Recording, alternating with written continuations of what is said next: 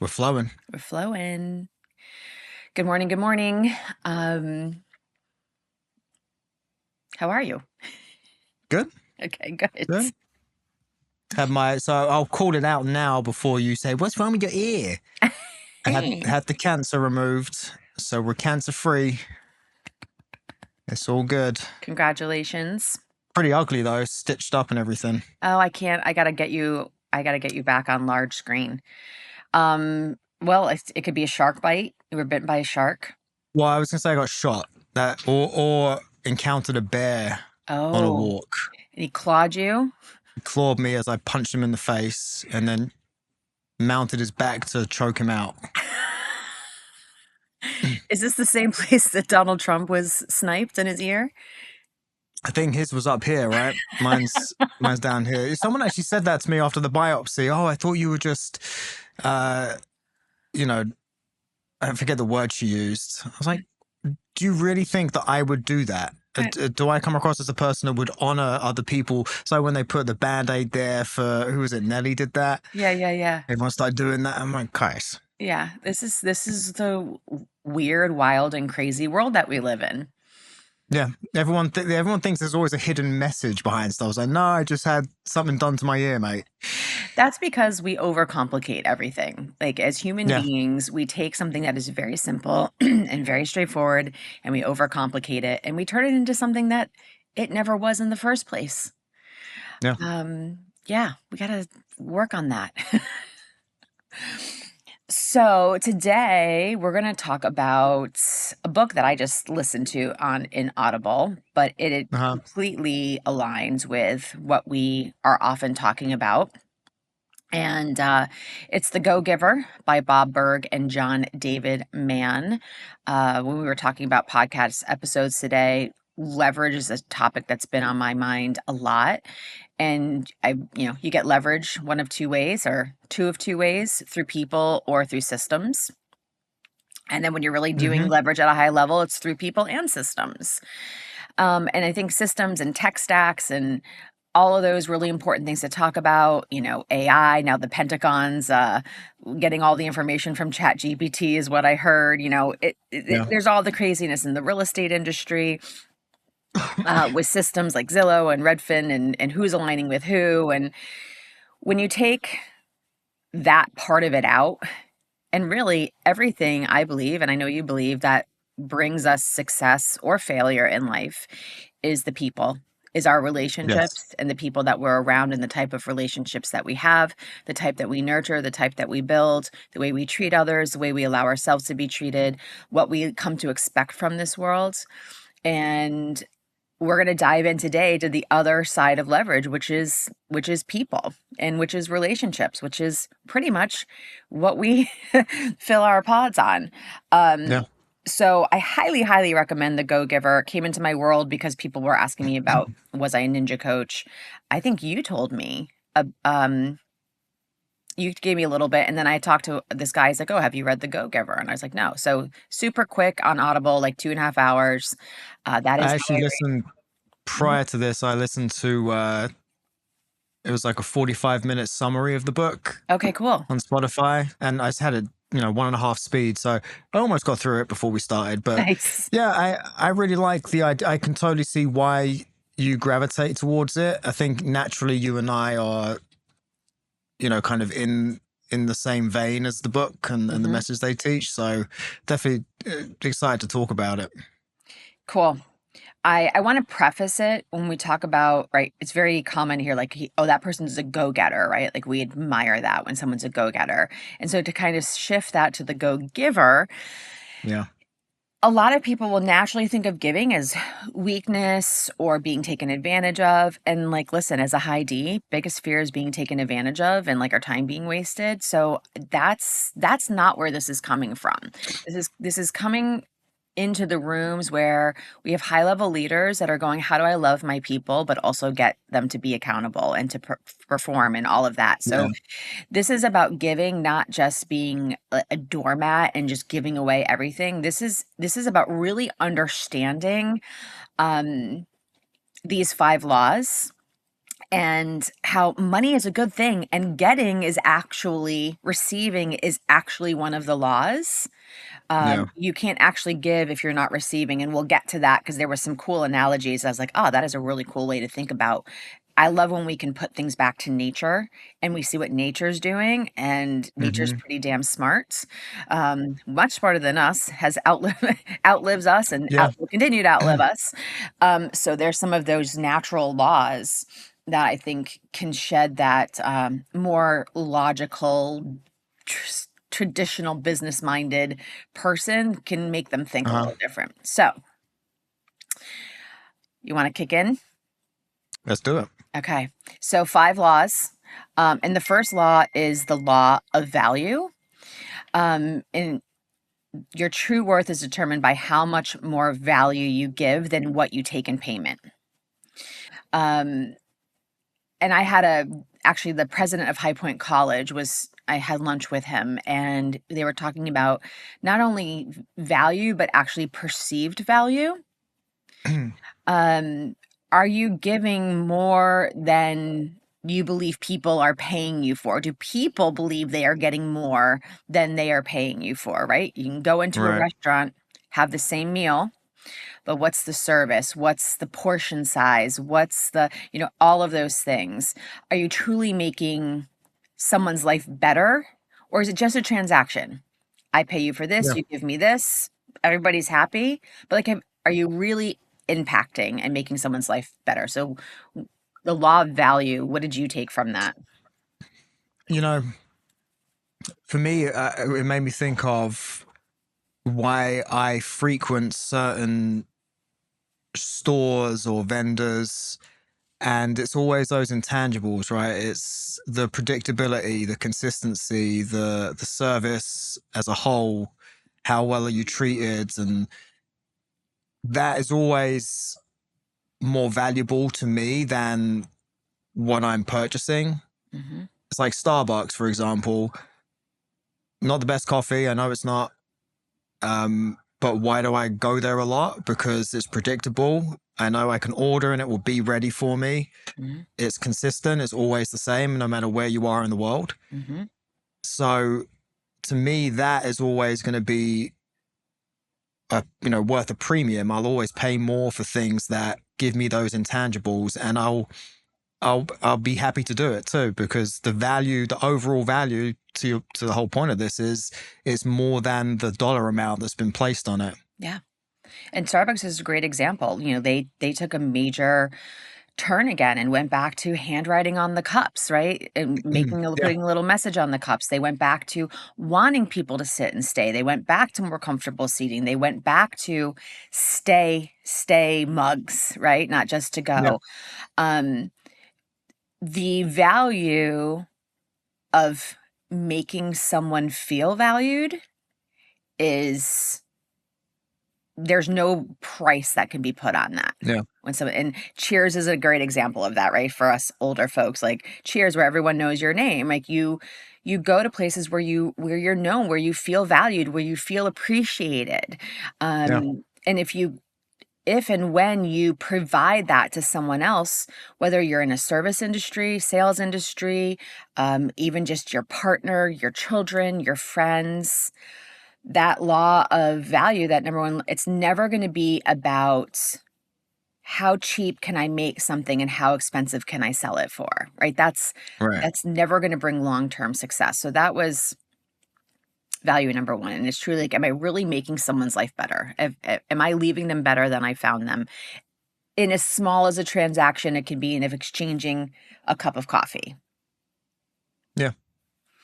Yeah. And I mean, it's when you think about it, if I'm listening to this and thinking, all right, how do I apply this to my work, my relationships? It's just always about adding something without expecting, the reciprocity. Well, I can't even say the word. Yes, You're not reciprocity. getting something back from it. Yeah, Yeah. exactly. And it's all right. How do I make the experience around this purchase or this service that much better? If it's a service or if it's even just a relationship, that extra text to check in on a friend, that Hmm. uh, just doing a favor for someone and letting them know you did it. Just Hmm. even that Hmm. is huge. It provides value. So Yes. I think just always be conscious of adding. It's not the dollar that's assigned to it. It's the experience around someone giving you that dollar. And you said a key word, expectations, right? If you are Yeah. giving because you're expecting something more, you're really probably setting yourself up for failure. Um, it's truly when you're just giving from your heart without expectation that like Yeah. you're bowled over by what comes back to you. And that might be just a great text with like someone that's really like, I'm so grateful for you. Like you've whatever it might be, or a little gift that shows up in the mail, or a referral, right? Like Right. I'll go back to real estate for a minute. There's a, we're all in competition with each other in some way, shape, or form. But there's a respect among the top producing agents, and even a respect among the newer agents, right? The people that show up professionally. Whereas, like, I might go for something, and I've done this in the past, and I'm like, you know what? I'm not the right fit for this. This is not my area of expertise. I'm not going to Yeah. know the school systems the way that this person really needs that. I would rather refer them, which is hard at first because you're literally giving tens of thousands of dollars away, right? They were never yours to begin with. Yeah. Um, but when you do that and you do it to genuinely serve the other person, even the competition, you Yeah. create a relationship where that person is going to refer you 10 times over. And even if they don't, you know you did right and you gave more value to that client by actually connecting with them with someone that was a better fit for them. Yeah. Cool. All right. Law number 2 is the law of compensation, and that's your income is determined by how many people you serve and how well you serve them. And kind of in a nutshell, this is just the more people that you impact in a meaningful way, the more your business and influence can and will expand. I really want to talk about the word impact for a minute Hmm. because it seems to be around my world a lot more. Um, when people say, I want to make an impact, like you are making an impact every single day. You're impacting. Now you're either doing it consciously or unconsciously. And so I Yeah. really challenge, like, well, what kind of impact do you want to make? Because you're making an impact. Are you making a negative impact or are you making a positive impact? So this is talking about impacting people in a meaningful way. But what does that look like for you? What type of impact do you want to make? And how can that be duplicated and tripled and a Yeah. podcast, your social media that can that has a great reach. So everything you post is making an impact. Just what impact is it making? Yeah, exactly. I think we always think about, and it's, it's my mission statement, right? It's to Mm. positively impact as many people at scale as possible. Mhm. But to your point, everything you say will have an impact, whether that's a positive one, neutral, a Yes. negative one. Yes. It really, people will react to what you say and how you present yourself, no matter what. So just do your best to be positive. And the compensation thing's interesting to me because my head went to not thinking about compensation in terms of financial, Mm. but compensation. I think you mentioned influence. Mm-hmm. You know, by perhaps going and doing a talk for free instead Mm-hmm. of charging 5, 10 grand, 20 grand. And I have to, I personally think the speaking thing is just ridiculous. The amount of money some of these folks charge is that ain't worth it. But that goes back to value, right? And how? It's Yeah. Mm-hmm. like just showing up and spewing your latest book talking points. That ain't really, that ain't really it. But I digress. But that compensation might just be that you then get more reach, and then eventually, yes, it does all turn into dollars. I do agree with that, but I also, I'm very cautious of um, equating success to financial gains because I Mm-hmm. think there is particularly in my world, in the health world, you can do a lot for people and not necessarily get the reward for it. I was listening to an episode of Rogan yesterday with Brandon Bigham, and he's got, he could make a lot more money than he does, but he chooses not to because he doesn't want to sell out. He doesn't want to enter the sick care system and work with insurance companies and stuff like that. So, you know, the compensation doesn't just have to be financial. It can also be the amount of impact you get access to giving. Yes. Absolutely. Your influence, your impact. I think that's a great point for people to really look at, like, what defines compensation beyond just I was paid X amount of dollars for Yeah. this. How much work do you do that you're not paid for directly, but you're indirectly paid for it in other ways? Yeah. The podcast is a perfect example, right? We don't monetize it. We don't have tons of subscribers. Yet you and I have both experienced, if we weren't getting our shorts out or something was a little bit tweaked, people going, "Oh, what happened? Like, where is it?" Right? And for us, impact on one person is a win for us. That's all the compensation that we're looking for. Yeah. Well, I Um, even look at it in terms, if you get a negative comment on, like we occasionally do on some of the shorts on YouTube, these people don't know us. They don't know their ass from their elbow when it comes to our lives. It's just, I kind of see it as, all right, I've had a positive impact on this person because they have gotten to release some of that negative energy that they have. Hopefully it will make them a better person for it. yeah. So sure, take it out on me. I don't know you. You don't know me. Go ahead. Say what you got to say. I like when we create those moments for someone, because I know within ourselves, because we've done so much work personally with personal Yeah. development, when I'm having a knee-jerk reaction to something like visceral, I'm like, oh crap, okay. I got to figure out, like, why am I feeling so reactive to this? Yeah. Beyond just right and wrong thing. So if we can make people stop and think for a little bit, even if it ends in a negative comment, you know what, we've made them think a little bit about Yeah. that thought.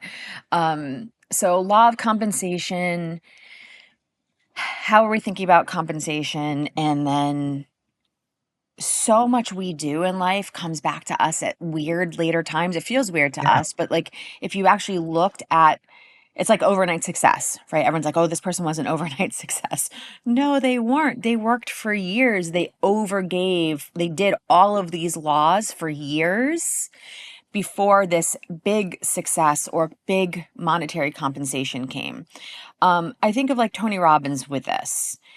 Right. He makes a lot of money. He's filling arenas. He's impacting a lot of people at once, right? He makes a Yeah. lot of money for those things. I don't know what he spends. I don't know what the profit margins look like, but I have no issue with that, right? Like if you are bringing value to people and they are willing to pay, he also gives stuff away for free. Now, we know most people give things away for free. There's a, hey, and now we're doing reduced tickets to my next, thing. But you don't Yeah. have, no one's forcing you to do that. So as long as you're getting value in it, whether you choose to trade more money for more of it, that's up to you. But don't let the fact that you're going to get 5 minutes of sales ruin somebody pouring into you. Yeah. And we are allowed to be compensated for what we give in this world, whether it's through barter or money or whatever Yeah. it is. Like, we have to stop thinking that we just give everything away because that makes us humble and that makes us a giving person. You actually cannot give at a high level without also receiving at a high level, and we'll get to that. So, next law is the law of influence. So your influence is determined by how abundantly you place other people's interests first. This is a tough one for a lot of people, especially in the business world. Very easy for most parents. Yeah. But people want to know, can they trust you? Do they like you? Even before they like you, though, as long as you have some rapport, again, which is the feeling of liking, do they trust that you have their best interest in mind? And people Yeah. are going to trust people who genuinely care, not just people that are focused on themselves. And this is why we talk about leadership, getting out on the floor, right? If it's an industry, getting into the plants, going shoulder to shoulder, having conversations that are outside of the business numbers. Yeah. Um, how are you showing the people in your life beyond your friends and family and including them that you genuinely care? And the first question is, do you actually care? Because I Yeah. have definitely worked with some leaders that really, they're nice people, but they are so overwhelmed in other things, they don't actually care. And if you don't value your people, you're Yeah. never going to have the impact. You're never going to have the compensation. Um, so influence being directly linked to how you're genuinely caring about others and how you're showing that, putting that out there. What are your thoughts on that? And my first thought went to Liver King, actually, who I have some empathy for, and I think he does have a good heart. But you know, Who came is out of that? nowhere. I Rose, don't know. you haven't heard of him? No. Oh, so I'll tell you. So he came to fame, preaching and the ancestral way of living. Right, he had these 9 ancestral tenets, Okay. all positive things like being out in the sun, um, being bonding with your family, all like all good things. Hmm. And it was obvious the guy was juiced. I mean, he was ripped, zero body fat, Yeah. essentially, muscles, but was trying to play it off like it was just the ancestral way of living. Hmm. And to more gullible people would have, most of us were looking at it saying, yeah, okay, buddy, it's pretty obvious. Walks like a duck, quacks like a duck. Um, Hmm. but constantly denied steroid use, even made fun of people accusing him of it. And then of course it comes out he's been on 11 grand worth of stuff every month. Wow. And straight away it just completely undermined the message Sure. because Mm. people felt like he didn't actually care. He was just doing it. I mean, he was insanely wealthy. He still is. He's Mhm. got many supplement companies and I'm sure many other businesses that are not associated with his brand. But that's where my brain first went. It was like, all right, it's a real clear example of someone who everybody was behind. Yeah, preach. Everybody wanted him on the podcast. He was on the circuits, and then crash into a halt because Mm, people saw. Do you actually care if you were willing to lie to our faces about something that's quite important? yeah. So that's where my brain went. I think you have to be authentic. You've got to. I don't know. I don't think you can Hmm. That's the next law. care.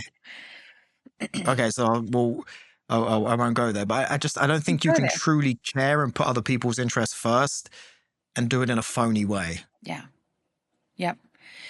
I agree with you. And I think there's people, and probably even this guy, that thought by presenting himself this way, he would be able to convince or impact more people. And maybe he believed that, sounds like he believes that was the best thing for people to be doing in their lives. Um, I mean, I can relate to that when I opened the restaurant, right? And, even though we didn't label vegan everywhere, like, right, definitely plant-based. And then I always felt like, gosh, I'm overweight, like I'm not a good representation of this way of eating. I mean, you really put so much focus on yourself when you have a message because people Yeah. look to you. They want to know, like, do I want to be like that person?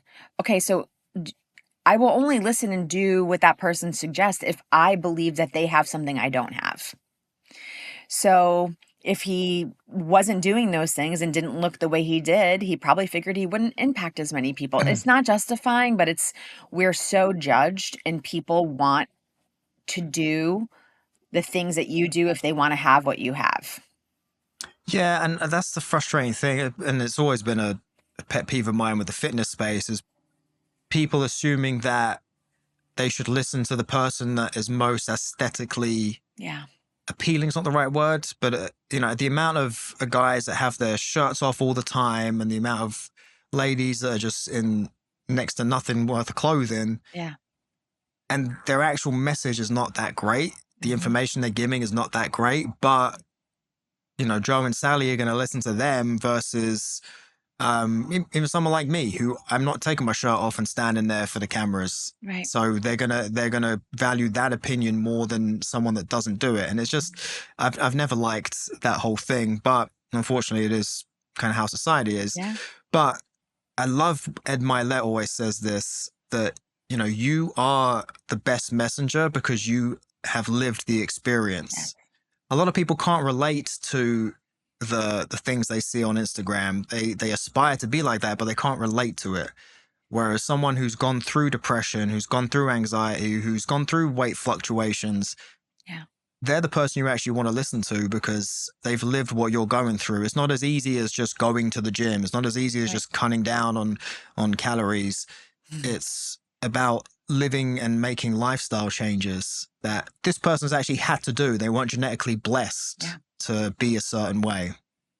I think that's such an important thing to step into a little bit more because when you look at someone that has what you want, right, and they're selling a product, it's easy to click the button. Okay, I spend $39.95 and magically, like, this is going to get me to where that person is. That's a quick sale. Like, you're probably not going to buy that product again. Right. But when you're connecting with someone who's authentic, exactly to the point you're talking to, and they're sharing their story and they're, talking about when when it wasn't the way that it is now, or they're in the middle of that journey. So many people wait to start sharing their story until they've reached the Yeah. goal. Like, the beauty is sharing along the way because the goal is always kind of moving and changing and growing. So that's the authenticity that people will tap into, and they'll watch your stories every single day. They'll look at what you're doing. It's not just a one-off sale. Like, that's true influence. So Yeah. it's going to lead us to the next law, the fourth law, which is the law of authenticity. And it's super simple. The most valuable gift you have to offer is yourself. Yeah. That is maybe one of the scariest things for most people. And a lot of people have forgotten actually who they even are. We've curated these online presences and looks, and it's really a lesson in getting back to who am I? Like, what am I really good at? What do I love doing? That's the most valuable gift that you can give anybody. It's like Yeah. precious. And I actually don't think you should give it to everybody. I think you can put it out there and put yourself out there authentically. But the people that aren't ready to receive you, I don't believe we should be wasting time, energy, and effort in trying to convince them.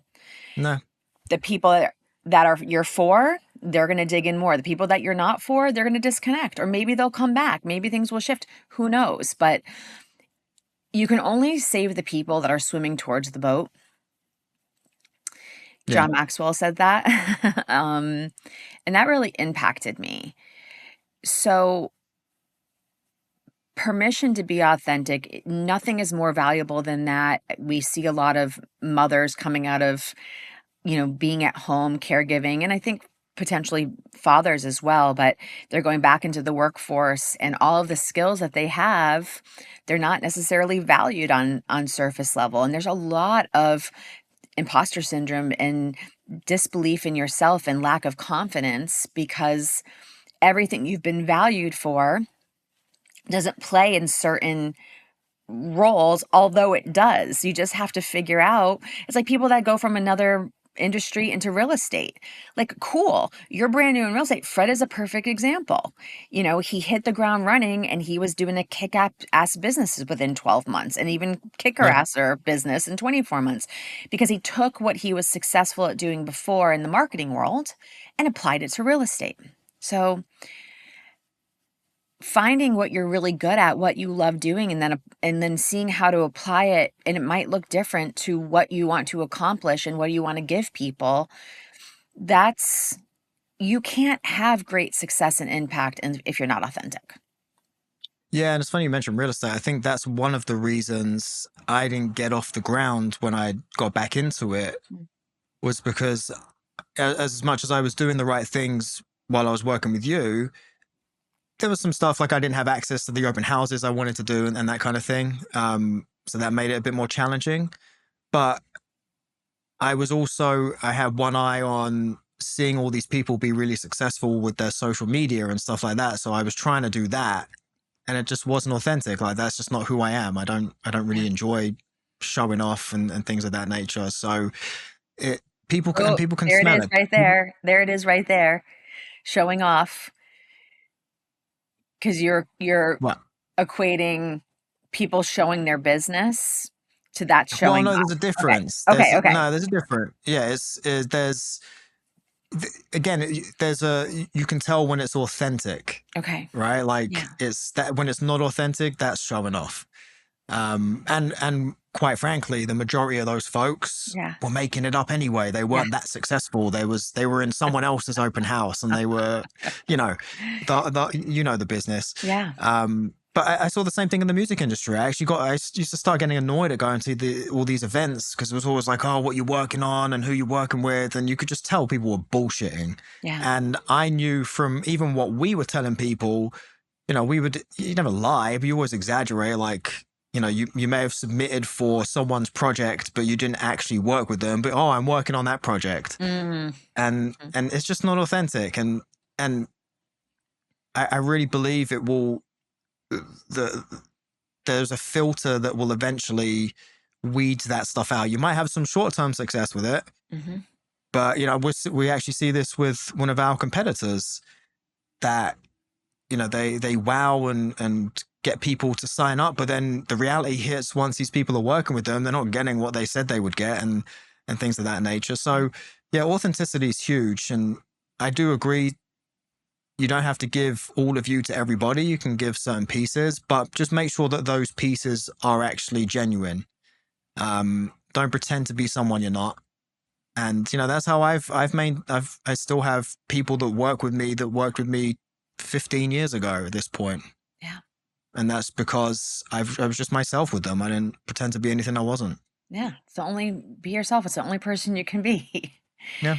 And that's your energy and that's your voice. And that's your power. No one can bring to the world exactly what you're bringing to the world. They can bring No. similar, but the world needs you. Yeah. Um, Well, it's interesting, but they'll often say, well, why should I work? And I used to get this all the time in the gyms. Like, mhm, why should I work with you instead of these other 20 trainers? mhm. And I actually, at one point, realized I just would always say, well, because they're not me.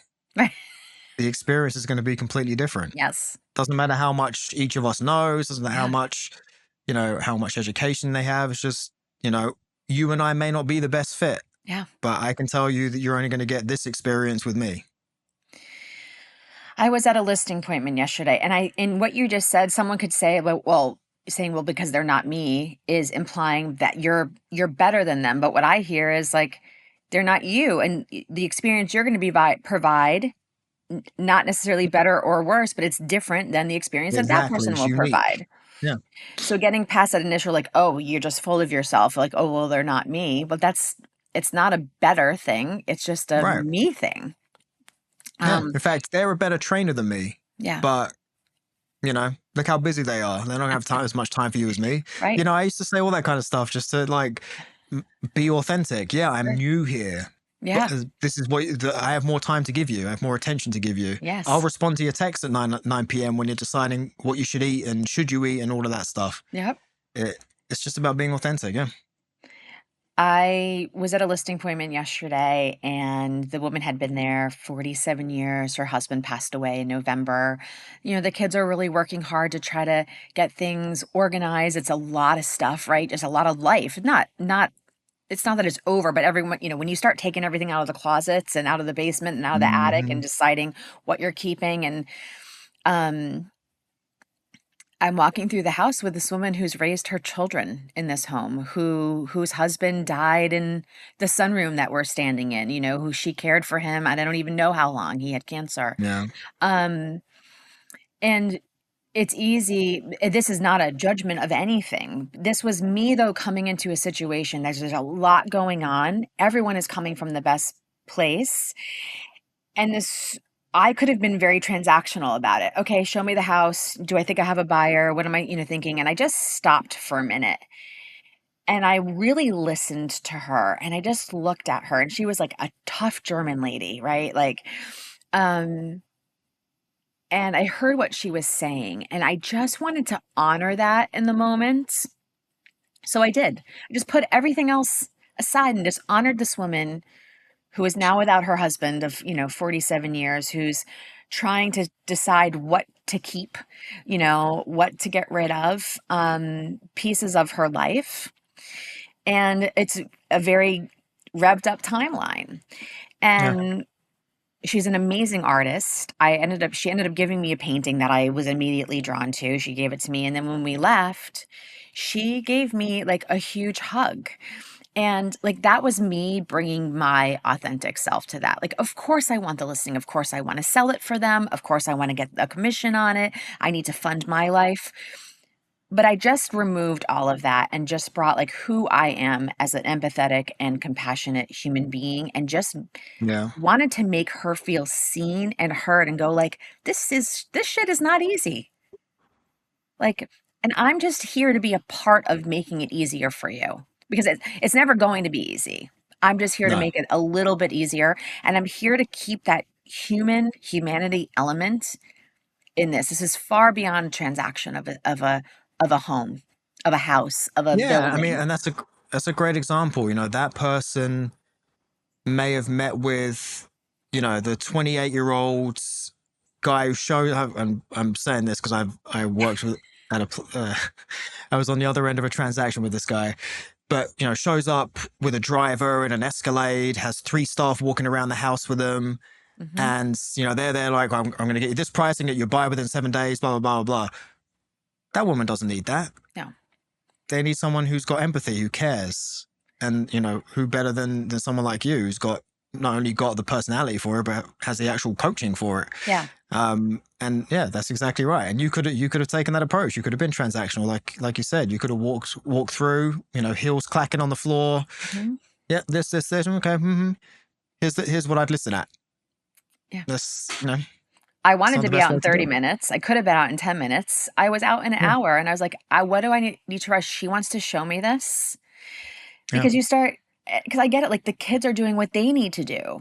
And you can only look at, you can only look at the same thing so many times, but it was important for her to show me certain things. Look out the window, look over there at this. Like I just slowed down and was like, I'm here for it. I'm here for it. yeah. And Hmm.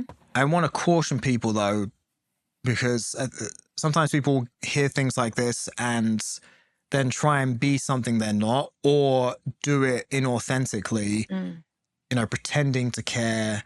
Oh mm. yeah, I should really ask about their lives, their backgrounds. You know, make sure you see two family photos while you're walking through the house, and you know, ask for stories in each room.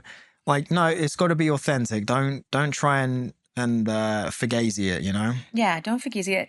If it's not natural to you, that doesn't mean that it can't be authentic. So if something doesn't come natural to you, that's okay. Like people that Yeah. are more private, they tend to have a harder time asking people things that they would feel like maybe is a private question. I would say just try it and see what Yeah. you get from it. See how the other person responds. And um, there's things that I do that were not natural to me, or my more natural way would actually maybe be a little bit more invasive, where I've learned to step that back a little bit. Yeah. Um, finesse it, finesse it, and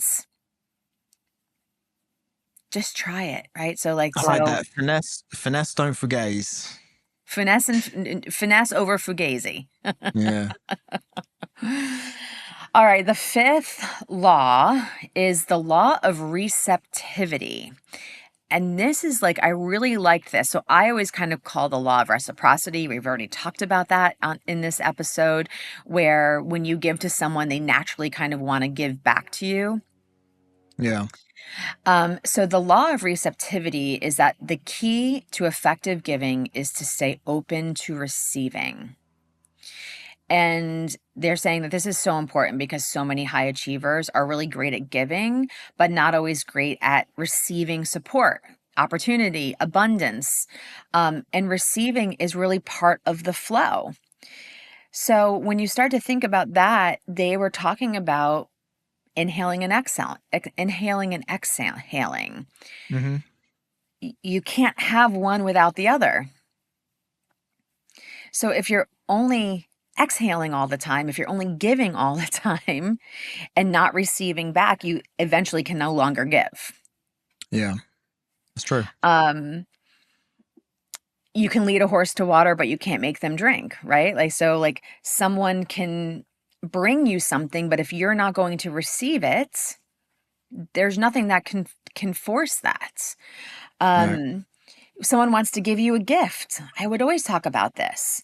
You give someone a gift and they're like, oh my gosh, Paolo, thank you so much for this phone. This is like the best phone I've ever seen. I've been really wanting this. Like, oh my gosh, thank you. So I'm going to be able to connect with my family and friends better with this. When something is received that way, you want to continue to give that person things because it's like, oh my gosh, right? Yeah. It's better to give than receive. Well, sure, but it's great to receive, and you cannot give without receiving. So when you say to the universe, "Oh no, I don't want that gift," like, "Oh, I'm not, I don't need it. I'm humble. I'm this. I'm that." Eventually, the universe goes, "Okay, we're gonna stop giving to you." Yeah. It's true. So I think that to me, humbleness is so misused. It's misused as a crutch. Martyrdom, so misused. Like, this does not make you a better person by not receiving. It actually makes you Yeah. less capable of giving. Yeah. I do have a hard time receiving. I mean, gifts is one Mhm. thing, but help. Help. Yeah. But what I've come to realize, and actually maybe something you said a while back, it's and especially when it comes to giving and receiving, because that's I think that's a misconception, right? Is that it's giving and taking, but it's not. You're giving and Mm. receiving. Mhm. Um, but how selfish is it? Like you're going out there giving, giving, giving, knowing that it's putting good energy out and all of that stuff for you to then prevent someone else from doing that Yeah. and getting that piece of their heart fulfilled. They're selfish of you. Yeah. So just receive it, even if it's unwanted or unneeded. I had a meeting yesterday with someone, and at the end I said, I'm trying to think of ways I can help you, because it Mm. wasn't like they gave me a ton of business or a bunch of referrals, but they're gonna they gave me some information that I was looking for, gave me some people to reach out to that I wouldn't have known to reach out to, Mhm. but that was it. And I think a few years ago I would have had a hard time just accepting what they gave me Yeah. without having anything valuable to give back. And it all plays out. Of course, we're in similar worlds. There might be times I'll refer over and things like that, but it's okay sometimes. And you have to look at it on a macro scale of, all right, you might receive something from this person, but you've given over here, so that's just the universe's way of giving you something back. It doesn't always have to be a transactional me to you and you to me. And once you realize and accept that the most valuable thing that you have to give is yourself, you always have something valuable to give back. You will Yeah. never be in a position where you can't give something of value because you're always able to give of yourself. Yeah. Yeah, I And mean, that's a even your choice. perspective, right? Mhm. Like, it might not just be, it goes back to like, why me? It's, if you give just your perspective, Mhm. that's a perspective that they're not going to get from anyone else. Yeah. Yep. So cool. So those are the 5 laws, and I just said I thought let's bring this. I wanted to hear your thoughts on it, and it just builds in our foundation that true success, true long-term wealth and legacy is built in relationships, it's built Hmm. in trust, it's built in how you show up every day. It's part of the alpha flow. It's all energy. Um and it's a gift. It's a gift that we Yeah. can give, but in order to give it abundantly, we have to be willing to receive it. And then maybe that means some work that we have to do. We picked up some limiting beliefs along the way with some things, but highly recommend The Go Giver. It's a quick read, a quick audible.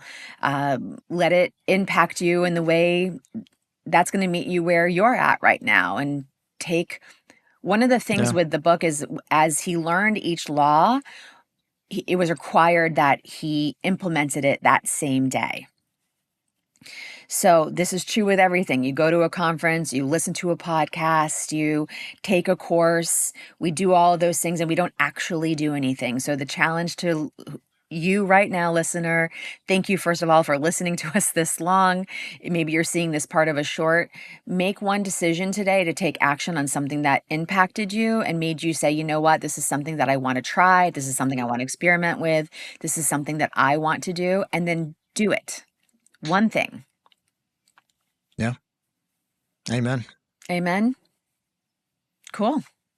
Well, this is going to lead us into next episode where we're going to talk about leverage, and we'll still talk about people and relationships, but we're going to talk about systems and as well, and then Hmm. the beauty of combining those and that what leverage actually does for your life.